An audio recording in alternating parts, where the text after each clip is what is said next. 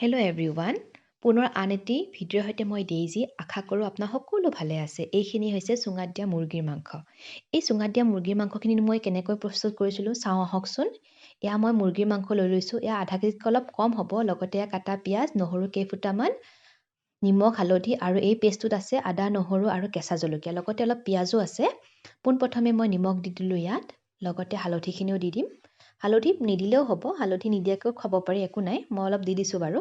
লগতে এয়া কাটা পিঁয়াজখিনি আৰু কেইফুটামান গোটা নহৰু ৰাখিছিলোঁ মই গোটা গোটাই দিবৰ কাৰণে। আৰু লগতে এই পেষ্টটোত আছে, কৈছোঁ নহয়, জলকীয়া, আদা, নহৰু আৰু অলপ পিঁয়াজ। লগতে ইয়াত দি দিলোঁ মই অলপ মিঠাতেল। মিঠাতেল বহুত বেছি দিব নালাগে, অলপ দিলেই হ'ব। আৰু লগতে ইয়াত দিছোঁ মই অকণমান জালুকৰ গুড়ি, জ্বলা হ'বৰ কাৰণে। আৰু লগতে এটা মই বিলাহী কাটি দিছোঁ ইয়াত।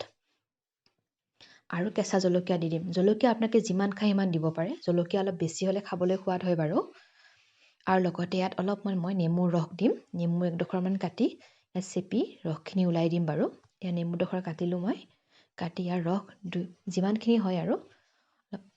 আপোনালোকে নাভাবিব যে নেমু টেঙা ৰস দিলে যে টেঙা টেঙা হ'ব, এনেকুৱা নহয়। নেমু টেঙা দিলে অলপ মাংসটো কোমল হৈ আহে লাহে লাহে। এইখিনি এতিয়া ভালদৰে সানি মই প্ৰায় আধা ঘণ্টামানৰ কাৰণে ৰেষ্ট কৰি থৈ দিম।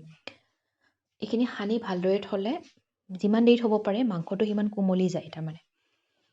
এইখিনি এতিয়া মই প্ৰায় আধা ঘণ্টামানৰ কাৰণে ৰেষ্ট কৰিব দিম। মোৰ আধা ঘণ্টাতকৈ অৱশ্যে বেছি হৈ গ'ল, 1 ঘণ্টামানেই হ'ল প্ৰায়। এতিয়া মই এইখিনি লাহেকৈ চুঙাৰ ভিতৰত দিবৰ কাৰণে সাজোঁ আৰু। এই চুঙাটো মই ভালদৰে ভিতৰখন চাফা কৰি লৈছোঁ। ইয়াত মই প্ৰথমে বিলাহী, জলকীয়া, মাংস এপিচকৈ সোমাই দি গৈছোঁ। বহুত বেছিকৈ হেঁচি ভৰাই নিদিব, পিছত ওলাই অহা সম্ভাৱনা থাকে। এতিয়া মই এইখিনি দি থৈ গৈছোঁ। এতিয়া মঠি থোৱা আটা আছিলে, সেই আটাখিনিৰে মই ধুনীয়াকৈ ইয়াৰ মুখখন মাৰি ল'ম। ইয়াত মই অলপ পানীও দিছোঁ দেই। পানী দিলে মাংসখিনি সিজাত সোনকাল হয় বাৰু। এতিয়া মই আটাখিনিৰ সহায়েৰে এইখিনি ধুনীয়াকৈ মুখখন ইয়াৰ মাৰি ল'ম।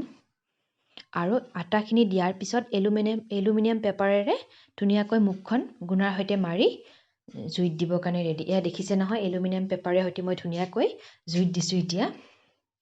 এইখিনি চুঙাত দিয়াৰ পিছত চুঙাকেইটা ওলটা পলটা কৰি থাকিব লাগে। তেতিয়া চব পিনে মাংসখিনি সিজি আহে। আমাৰ চুঙাৰ মাংস প্ৰায় ৰেডিয়ে হ'ব এতিয়া। আহকচোন ওলাই চাওঁ। এয়া মই এখন থাল লৈ লৈছোঁ। এই থালখনত অলপ প্ৰথমতে ওলোৱা দিগদাৰ হয়, যিহেতু চুঙাকেইটাও গৰমে আছে।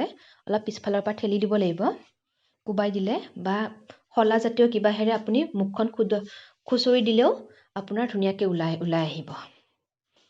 ইয়াত দেখিছে নহয়, এই মাংসখিনি কিন্তু বৰ ধুনীয়া হৈছে দেই।